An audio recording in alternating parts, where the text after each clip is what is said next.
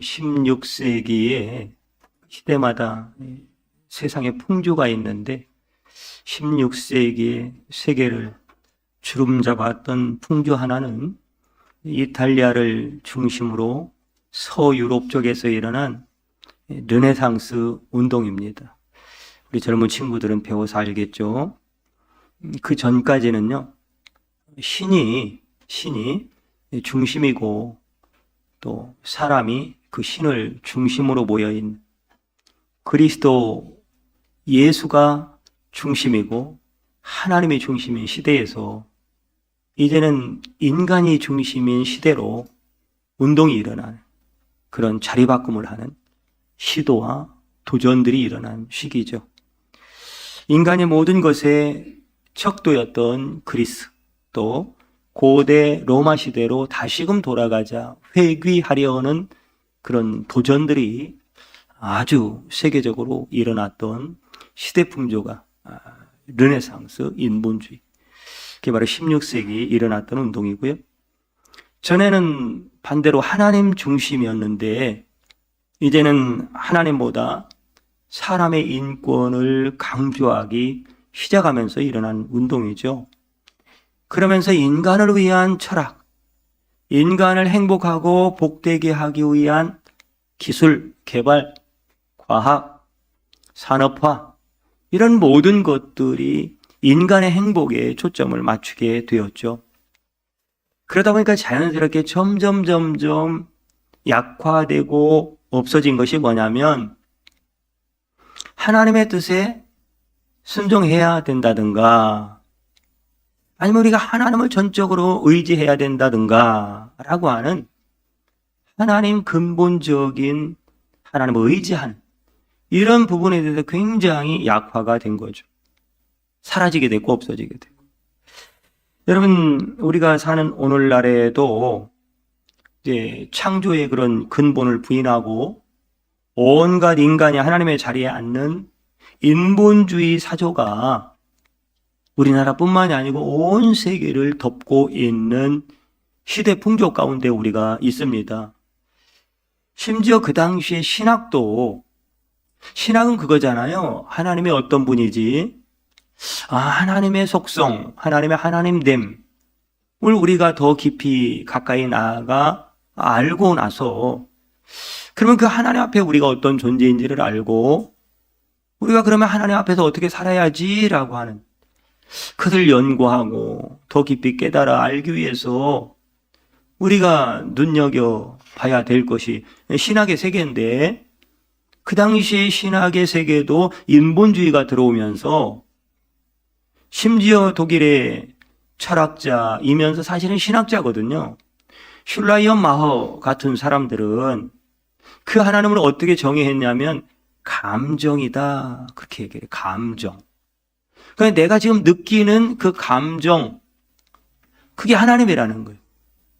이런 자유주의의 신학, 다행히 우리나라는 그래도 독일 쪽이 아니라 미국 쪽에서 들어온 신학으로 이 대한민국의 신학 체계가 잘 이렇게 핵심을 이루고 있기 때문에 자유주의 신학의 영향을 그래도 덜 받는 나라 중에 하나인데요. 그러나 그렇더라도 이 대한민국의 종교계, 기독교계 신학 체계에도 이런 인본주의 사상, 하나님 중심이 아니라 신앙조차도 사람의 중심이고 사람에게 맞춰진 그런 신학들로 많이 이렇게 희석이 되어져 가는 그것이 인본주의와 서로 맞닥뜨려지고 만나고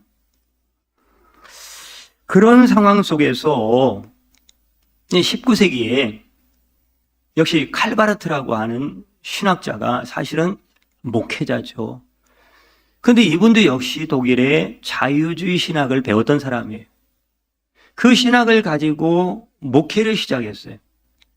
목회를 하다 보니까 그 자유주의 신학, 하나님 중심이 아니라 사람, 인간을 중심으로 해서 하나님의 은혜도 필요하고 사랑도 필요하고 치유도 필요하고 라고 하는 근본 자체가 흔들려진 신학을 가지고 목회를 하다 보니까 이 칼바르트의 목회 가운데 아무 일도 안 일어나는 거예요. 아무 일도 안 일어나는 거예요.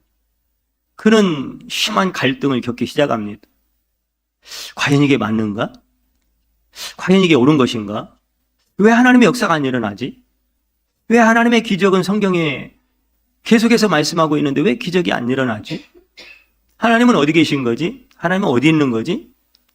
우리가 성경이 말하는 그 하나님은 있는 게 맞나? 라고 하는 심한 깊은 고민과 통찰 속으로, 또한 깊이 그분에 대한 인간과의 관계 속으로 들어간 거죠.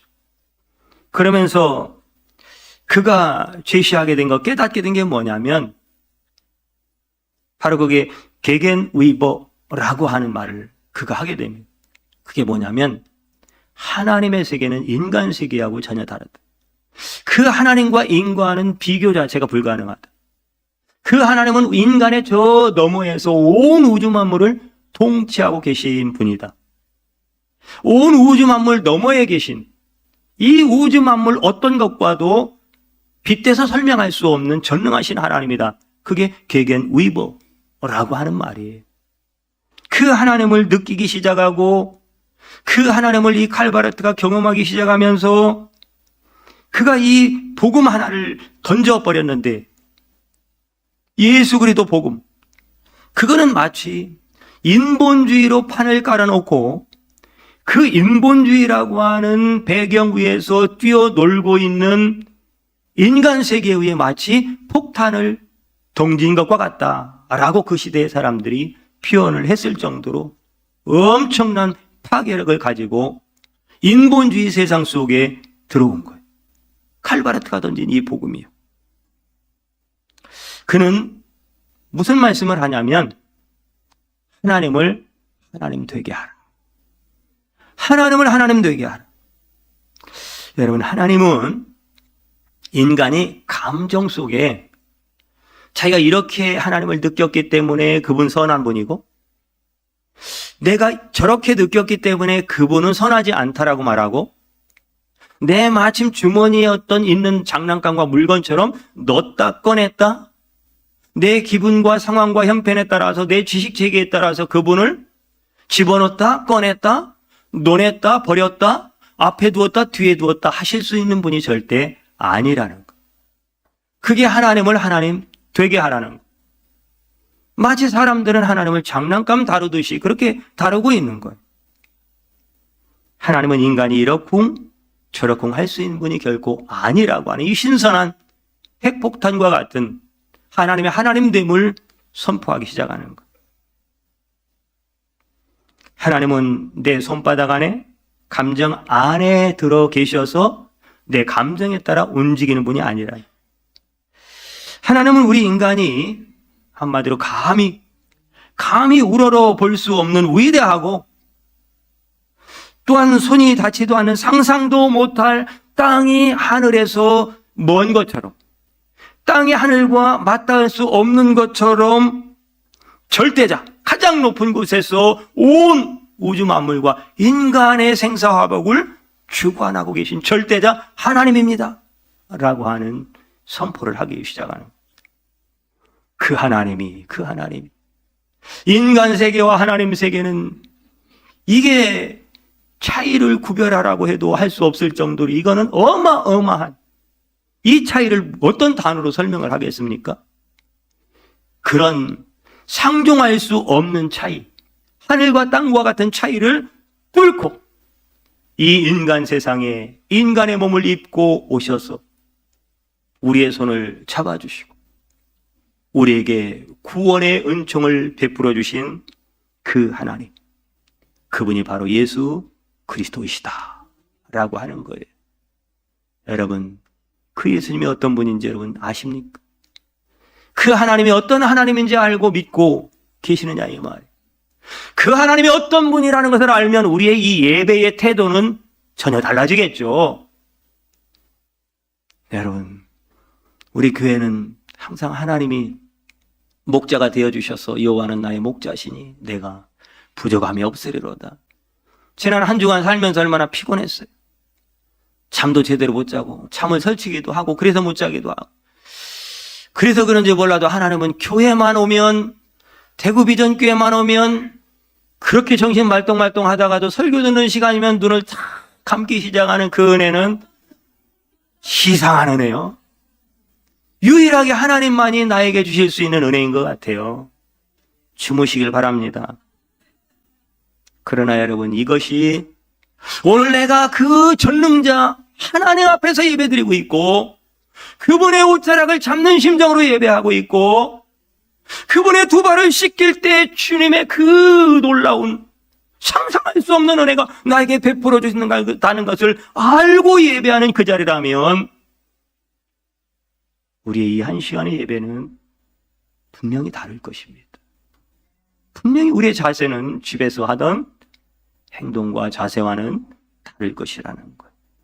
엄청난 감동의 시간이고, 엄청난 해도 끝이 없는 감사의 시간이 오늘 우리가 하나님을 예배하는 시간인 줄 믿으시기를 바랍니다. 이런 역사가 그냥 이루어지는 것은 아니었어요. 이런 역사가 펼쳐지기까지 하나님은요, 가만히 보면 계속 뒤집어 부셨다. 개인의 삶을 뒤집어 부시고, 가정의 역사를 뒤집어 부시고, 대한민국을 뒤집어 부시고, 세계 나라를 뒤집어 부시는 역사. 여러분들이 살아가시면서 이렇게 집에 청소도 자주 하시잖아요. 그런데 맨날 청소하는 거 보면 맨날 고기가 고기죠. 그런데 어느 날 문득 바라보다가 생각이 나는 거예요. 야, 저 짐이 저기 있었나? 저 구석쟁이 내가 맨날 청소했는데, 야, 저기는 어떻게 저렇게 더럽지? 그 집안 구석구석을 한번 싹 여러분 다 깨끗하게 청소할 수 있는 유일한 기회가 한 번 있어요. 그게 언제일까요? 에? 할렐루야. 어떻게 그렇게 잘하셔? 이사 가고 나면 요 주택도 우리가 이제 수리를 하려고 2층 이사 가기만 기다렸는데, 야, 막 1층은 편백나무로도 막 만들어 놓고 리모델링도 하고 별로 손댈 게 없어요. 야, 2층도 깨끗하겠지 하고 올라가 봤더니 이사 가고 나고 나니까 난장판에 막 곰팡이 쓸고, 싱크대는 뭐 구석기 시대 건지 조선 시대 건지 모르게 다 낡아 있고 뭐 정신이 없어요. 이사 가고 나니까 뭐를 수리해야 되고 뭐를 고쳐야 되고 뭘 청소해야 되니 다 나오는. 이사 가면서 확 뒤집으면 쌓여있던 그동안 캐캐 묵었던 쓰지도 않던 짐들 3분의 1 정도는 최소한 정리하고 다른 집으로 가는 거예요. 이게 이사 가는 거. 20년, 30년 동안 얼마나 많은 게 쌓여있는지, 그런 게 우리 집에 있었는지도 몰랐는데 이사 가다 보니까 다 나오는 거. 다 버리고, 버려야 될 것인데 막 쌓여있는 거. 그러면서 이사 한번 가면 내 인생에 수십 년 동안 쌓였던 짐이 싹 정리가 됩니다. 버릴 거 버리고, 취할 거 취하고, 다시 살 거 사고. 여러분, 오늘 사도행전 본문이 9장이잖아요. 사도행전의 1장부터 읽다 보면 하나님께서 마치 앞에서 서두에서 말했던 것처럼 어리석은 인생들의 삶의 놀이터 가운데 폭탄을 많이도 참 떨어뜨린다라고 하는 생각을 지을 수 없는 성경이 사도행전입니다. 대제사장 또 바리새인들이 여러 예수님의 대적자들 앞에서 예수님께서 부활하신 사건 자체가 핵폭탄이에요. 핵폭탄. 그 바리새인 사두개인 그 시대의 유대주의자들에게 던져진 핵폭탄, 그게 바로 예수 그리스도의 부활이었어요. 죽으심과 부활. 사도행전 2장에 보면 막 성령 강림 사건, 이것도 핵폭탄인 거예요. 핵폭탄. 완전 세계가 뒤집어졌잖아요. 그 성령 강림 사건 하나로 세계가 뒤집어지는 거예요. 유대 사회가 뒤집어지고. 베드로와 요한이 성령에 사로잡혀서 말씀을 전할 때, 베드로가 말씀 전할 때 3,000명씩 막 하루에 영혼들이 돌아오고 막 회개 역사가 일어나는, 이런 적이 없었거든요.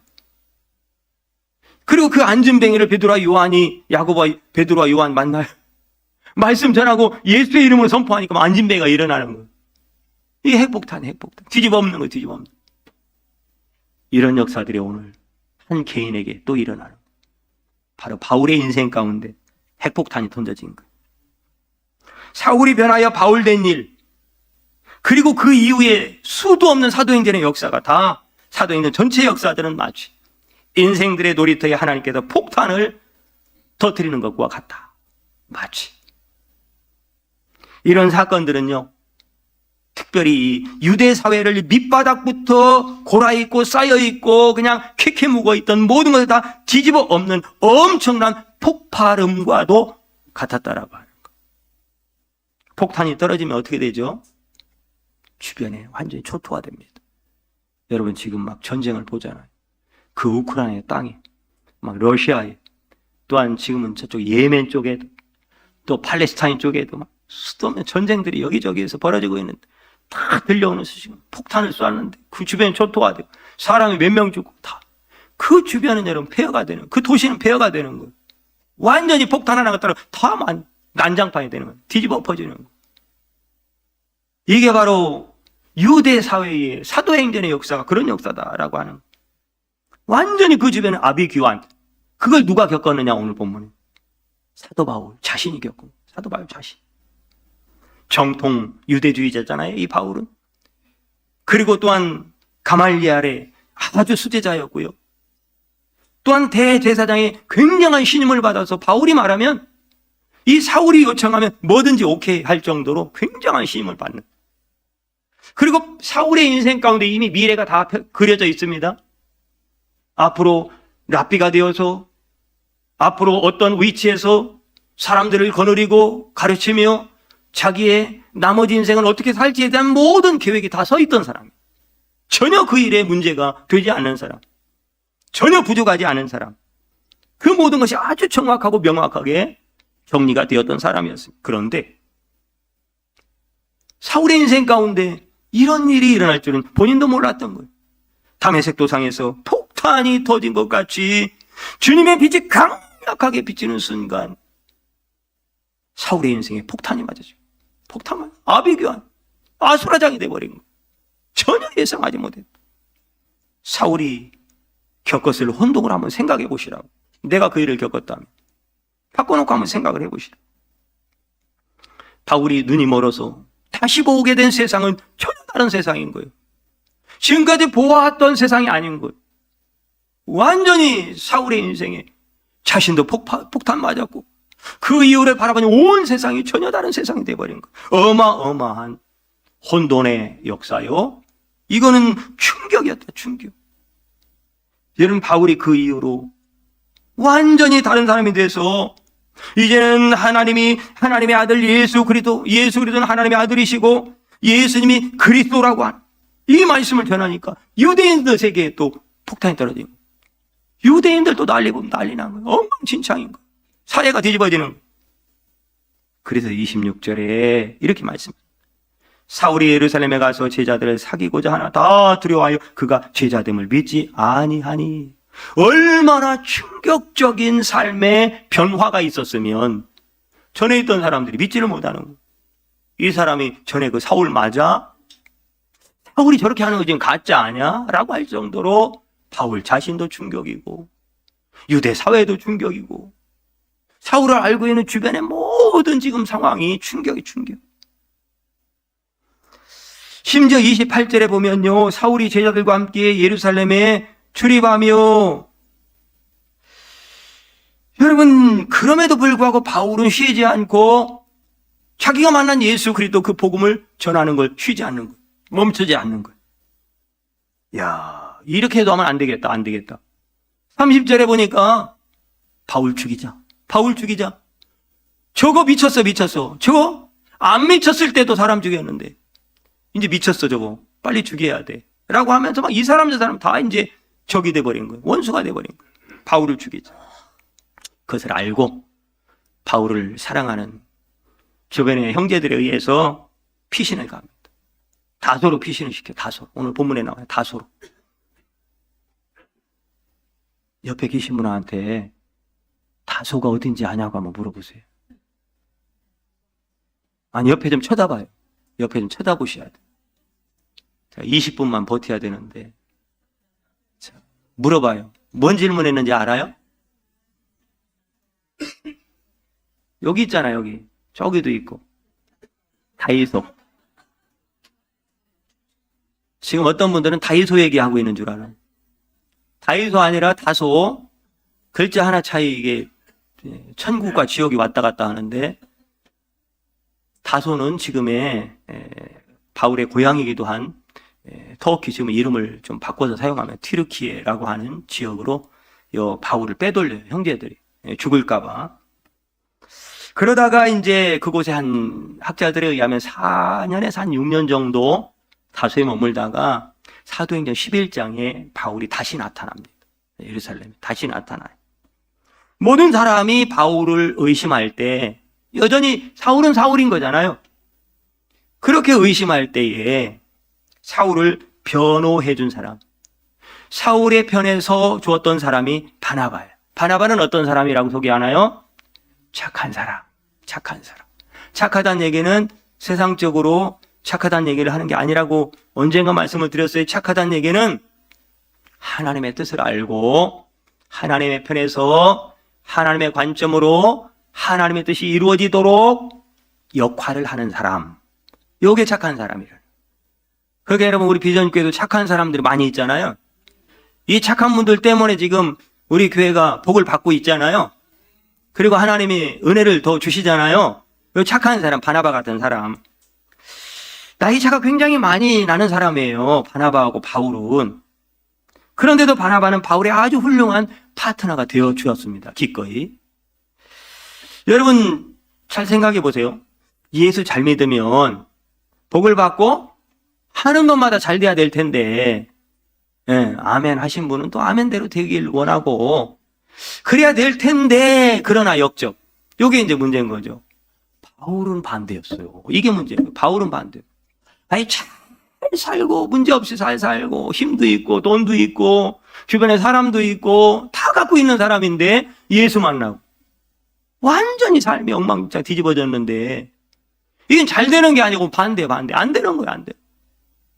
죽이겠다고 심지어 달려드는 사람까지 있으니 바울은 오히려 예수를 만난 이후로 모든 것이 하나부터 열까지 뒤죽박죽 되었어요. 그건 사울만이 아니라 사울 자신도 다메섹 사람들도 다메섹 사람 나름대로 예루살렘 사람들도 예루살렘 나름대로 아주 혼돈스러운 거 이게 도대체 뭐가 진리야? 뭐가 진실이야? 혼란스러운 거. 근데 이렇게 모두가 다 혼란스러워. 바울 자신도 혼란스러워. 다메섹 사람도 혼란스러워. 예루살렘 사람도 혼란스러워. 주변에 있는 사람도 혼란스러워. 가정에 있는 사람도 가족들 다 혼란스러워. 그런데 유일하게 아무렇지도 않게 아무 혼란도 겪지 않는 한 분이 계셨습니다. 누구실까요? 하나님이십니다. 예수님이십니다. 왜 그럴까요? 이 모든 일들이 그 하나님의 계획 속에 있었기 때문이에요. 그 모든 인간에 벌어지고 있는 생사화복과 혼란하고 안정되고 한 모든 살아가는 삶나 만생의 모든 문제들이 하나님의 계획 속에 있었기 때문이다 이 말. 그러니 하나님이 계획한 일이니 하나님 혼란스러워할 이유가 없는. 저와 여러분들도 지금 혼란스러운 시대의 터널을 지나고 있습니다. 그러나 여러분, 내가 혼란스러울지라도, 내 건강이 혼란스럽고 내 가정의 자녀의 문제가 혼란스러울지라도, 대한민국의 정치가 혼란스러울지라도 하나님은 전혀 혼란스럽지 않다. 왜요? 이 대한민국도 하나님의 손에 있기 때문에, 우리의 가정도 생사화복도 하나님의 손에 있기 때문에 지금 하나님의 계획대로 되어져 가고 있다면, 하나님의 계획대로 되어져 가고 있다면, 본문 31절 다 같이 읽습니다. 시작. 그리하여 온 유대와 갈릴리와 사마리아 교회가 평안하여 든든히 서가 주를 경외함과 성령의 위로를 지나갈 수가 더 많아지니라. 아멘. 자, 그 상태에서 6장 7절에 한번 있습니다. 조금만 넘어가. 6장 7절. 자, 6장 7절. 자, 시작. 하나님의 말씀이 점점 왕성하여 예루살렘에 있는 제자의 수가 더 심히 많아지고 허다한 제사장의 무리도 이 도에 복종하니라. 아멘.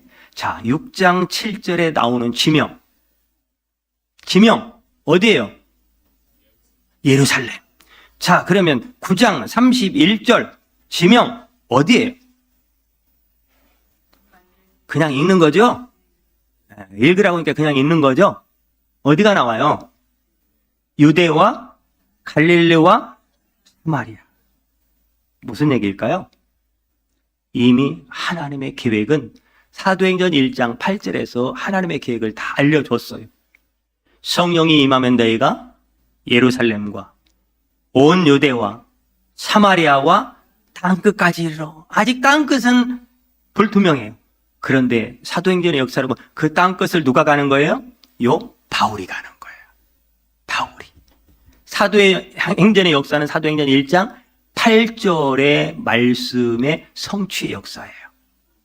여러분들의 삶의 역사가, 살아가는 모든 어제 오늘 내일의 삶의 역사가 하나님의 말씀이 이루어지는 역사가 되길 축복합니다. 그래서 저 뒤에 저걸 붙여놓은 거예요. 예루살렘을 넘어 갈릴리와 사마리아와 어디까지? 땅끝까지. 할렐루야. 어떻게 가능하다고요? 왜? 기도로, 말씀으로, 성령으로. 우리 인생의 역사는 기도로, 말씀으로, 성령으로만 됩니다.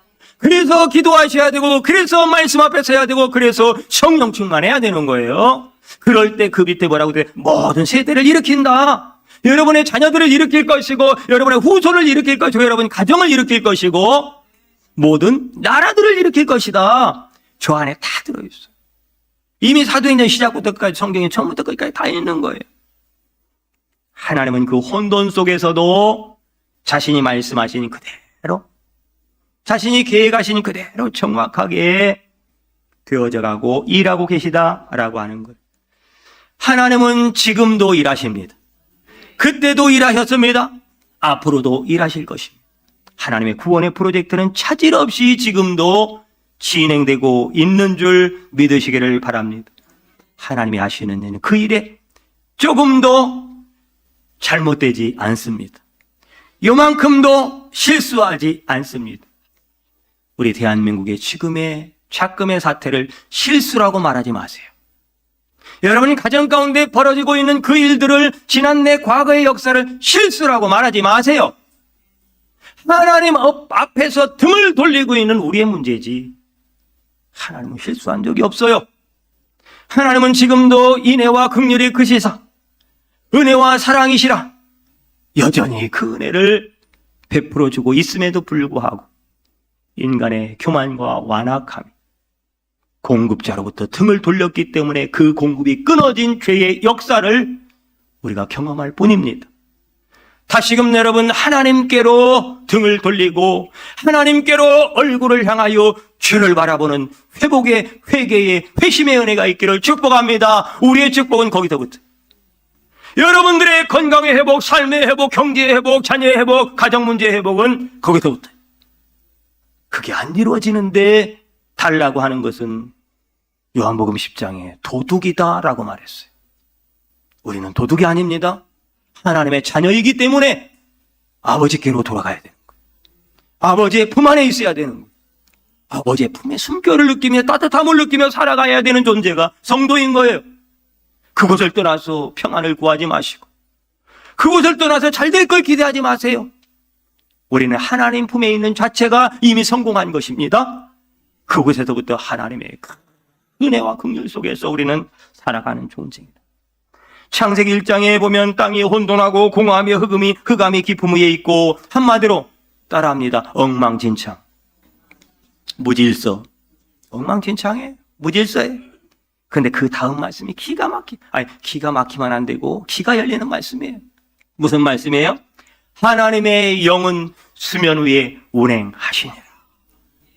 세상이 어떠할지라도 하나님의 성령은, 하나님의 일하심은 지금도 하나님의 손은 움직이고 있는, 은혜 줄 자를 찾고 있는 것이고 복을 줄 자를 찾고 있는 거예요. 우리의 형편 다 내려놓고 안 된다고 하지 마세요. 하나님이 시작하셨고 하나님이 하시고 하나님이 이룰 건데 인간이 노 하는 건 여러분, 하나님의 일하심을 방해하는 거예요. 될 줄 믿습니다. 될 줄 믿습니다. 안 될 것 같은 표정 짓지 마시고 나에게 말씀하세요. 될 줄 믿습니다. 나에게 될 줄 믿어. 그래도 자, 마지막 한 번 더 기회를 드립니다. 자기 자신을 가슴을 치며 잘 될 거야. 할렐루야. 잘 될 거예요. 걱정하지 마세요. 잘 될 거예요. 하나님 앞에 있는 자는 절대 망하지 않는 거예요. 아무리 혼돈하고 공허하며 세상이 어둡고 캄캄해도 하나님의 영이 계신 곳에는, 성령이 계신 곳에는 새로운 일이 시작되는 거예요. 축복의 일들이 막 시작이 되는 거예요. 부흥이 막 시작이 되는 거예요. 역사가 막 시작이 되는 거예요. 설레지 않아요? 할렐루야. 우리 하나님의 살아계심을 한번 믿어드리자고요. 믿어보자고요. 믿고 가보자고요. 예. 주의 일을 위해서 헌신하는데, 하고자 하는데 하나님 망하게 하겠습니까? 잘 되게 할 줄 믿습니다. 제 목회 여정 가운데도 수많은 폭탄이 왜 이렇게 많이 떨어졌는지. 예, 저도 폭탄 많이 맞았고, 우리 장로님들도 예외가 아니야. 폭탄 맨날 맞고 있어요, 지금도. 여러분 개인도 마찬가지. 성도들 다 여러분 세상 사람들로부터 폭탄 수도 없이 떨어졌고, 그런데 중요한 건 그 속에서도 지나고 보니까 하나님은 일하셨더라는 거예요. 하나님의 오른손이 나를 붙잡아 주셨다라는 거예요. 여지없이 긍휼과 자비는 멈춘 적이 없다라는 거예요. 그때 나를 붙잡아 주셨기 때문에 버텼고, 그때 나의 손을 잡아 주셨기 때문에 위로를 받았고, 앞을 향해 나아갈 수 있었고, 기다릴 수 있었고, 인내할 수 있었고. 제가 깨달은 것은 아무것도, 그 당시에는 아무것도 안 될 것 같다. 이런 말하면 그렇지만 진짜 소망이 없었어요. 저는 목회적인 소망 자체가 없었어요. 회개하면서 이 말씀을 드립니다. 무슨 희망이 있을까? 무슨 소망이 있을까? 근데 지나면서 제가 회개한 것은, 왜 내가 소망을 환경에서 찾지? 내가 왜 희망을 사람들에게서 찾지? 내가 왜 소망을 이 사람들 주변, 이 형편에서 찾지? 그건 하나님 앞에 회개했습니다. 주변을 바라보면 다 여러분 희망 없어요. 소망 없어요. 그런데 여전히 흑암 중에도, 그 환난 중에도, 그 불가능 속에서도 일하시는 하나님께 우리를 얼굴을 향하여 들면, 평강의 그래도 예수께서 우리의 마음과 생각을 지키시고, 사막에도 길을, 광야의 물을 내어주시고 만들어주시고 열어주실 줄 믿으시기를 바랍니다. 지금 대한민국은 마치 핵폭탄이 터진 것과 같아요. 정치하는 이들도 폭탄에 안 맞았으면 그렇게 안 할 텐데 다 폭탄 맞아서 제정신이 아니에요. 지금 다 파편에 맞아서 비틀거리고 있고, 경제도 위험천만한 상황이고, 한국 교회도 여러분 등불 앞에, 그 바람 앞에 등불 촛불 같은 상황이에요. 동성애 문제, 차별금지법이니 곧 차별금지법 문제, 동성애 문제 통과돼가지고 막 우리가 어떻게 하냐 난리야. 너무 혼란한 상황이 있습니다. 청년들은 청년들대로, 또한 자녀들은 자녀들대로, 가정은 가정대로 혼란하고 혼돈하고, 과연 답이 어디에 있는가? 우리는 이 답을 어디서 찾아야 하나? 그런데요, 어디에도 답은 안 보이더라고요. 그런데 성경을 쫙 펼쳐놓고 딱 보면, 자세히 들여다보면 답은 딱 하나더라고요. 답은 딱 하나예요. 세상이 아무리 어지럽고 혼돈 가운데 있어도 내가 있지 않냐? 내가 있잖아! 하나님 말씀하시는 거예요. 어디서 답을 찾으려고 하는데, 내가 있잖아. 내가 답이잖아. 내가 있잖아. 나는 내 일을 할 것이고, 나는 나의 목적을 이룰 것이다. 하나님은 땅끝까지 복음을 반드시 그 말씀하신 대로 이루어가는 하나님. 지금도 그 하나님은 하나님의 뜻을 이루어가고 계신 줄 믿습니다. 그것을 지금 이루어 가시는데 모든 세상을 움직이고 계신 거예요. 뒤집어 엎고 계신 거예요. 이런 혼돈 속에도 하나님은 당신의 뜻을 이루어가는 그곳으로 우리를 초대하고 있는 거예요. 여전히 혼돈스럽고 흑암의 깊음 위에 있고 무질서한 혼돈스러운 이 땅의 모든 역사 한복판에도 하나님은 일하고 계신데, 그 일하심 가운데 우리를 초대하고 계시다고요. 부르고 계시다고요. 이 목사야, 여기로 와. 거기 바라보지 말고, 거기로 가지 말고 이리 와. 누구 장로야, 누구 집사야, 누구 성도야, 여기로 와. 여기가 사일길이야. 내가 여기서 일하고 있잖아. 내가 여기서 손을 움직이고 있잖아. 여기서 역사하고 있잖아. 오라는 거예요. 그곳이 어딘지를 영의 눈을 열어 이렇게 볼 수 있는 은혜가 있길 축복합니다. 그리고 그곳으로 나아가 하나님과 연합하여 하나님이 이루시는 영광을 볼 수 있기를 바랍니다. 여러분, 학교 다닐 때 그 실험 했잖아요. 자석 가지고 이 종이 위에다가 쇳가루 올려놓고 밑에서 이렇게, 그럼 쇳가루 어떻게 종이 큰 거 해서 준비해가지고 쇳가루 막 훑어놔요. 여기 밑에서 어떻게 해요? 자석 가지고 막 이렇게. 신기하게 요게 자석 밑에서 움직이는 대로 어떻게 돼요? 따라서 움직여서 딱 서버리면 여기 딱 모여서요. 신기하더라. 하나님은 자석이라면, 우리의 인생 위에 흩어진 쇠조각이라면, 이 쇠조각이 정돈되는 것은 밑에 있는 자석이 움직여지는 그대로 정리가 되는 거예요. 하나님이 지금 움직이고 계신 거예요. 우리의 흐트러졌던 인생들이, 흐트러졌던 경제와 건강과 여러분 가정의 문제, 대한민국의 문제가 이 종이 한 장 차이인데 이 밑에서 보이지 않지만 이게 우리는 쇠조각인 봐서 알지만 여러분이 안 보이는 거예요. 마치 하나님의 세계는 보이지 않는 것 같지만 온 땅을 요 책받침 하나, 종이 하나 밑에서 이 어둠의 세력이 이걸 못 보도록, 요 사단이 우리의 얄팍한 지식과 생각과 우리의 이 인간적인 욕심과 자아가 요 한 장을 못 보게 하는 거예요. 요 밑에서 하나님이 움직이고 계신데, 여러분, 요 종이 한 장 밑에 일하신 온 우주 역사의 한복판에서 모든 걸 통치하고 다스리는 하나님의 일하심을 볼 수 있기를 축복합니다. 혼돈한 우리 인생이 새로운 모양으로 만들어지는 역사가 오늘 우리 가운데 임할 줄 믿습니다. 새롭게 만들어요. 은혜의 축복의 사람. 지난날 우리가 걸어온 역사의 뒤에 앉기. 여러분, 어렵지 않은 역사가 어디 있어? 어렵지 않은 때가 우리 개인의 삶에 어디 있었습니까? 그 혼돈 속에서도 사울을 바울 되게 하시고, 안디옥에도 교회를 세우시고, 안디옥 교회가 그리스도인이라 일컬음받는 놀라운 전무후무한 이런 교회의 역사를 이루시고, 바울을 바나바와 함께 선교사로 나가게 하셔서 땅 끝의 비전을 이루어 가시는 하나님의 영원한 그 계획 속에 저와 여러분도, 우리의 가정과 자녀와 대한민국도 들어있는 것을 확신하시길 바랍니다. 무질서와 혼돈 속에서도 하나님이 여전히 일하고 계시고 하나님의 뜻을 이루는 일에 인류 역사를 이루어 가신다는 사실을 우리가 확실히 믿고, 그 하나님을 의지하고 절대 환경 보며 두려워하지 말고 다시 일어나서 쇠조각이 움직이는 대로 하나님의 인도하심 따라 그 은혜 속으로 깊이 들어가 하나님의 일하심의 놀라운 역사를 여러분 삶의 현장에서 체험하는 그 기적이 간증되어지는 역사의 있기를 축복합니다. 기도합니다. 주님, 이런 놀라운 지금도 일하시는 하나님의 영광 속으로 들어가 그 영광을 밝히 보며 기뻐하고 즐거워하며 주님 주시는 소망과 은혜 속에서 힘있게 나아가는 우리 모두가 되게 하여 주시옵소서. 예수님의 이름으로 기도합니다. 아멘.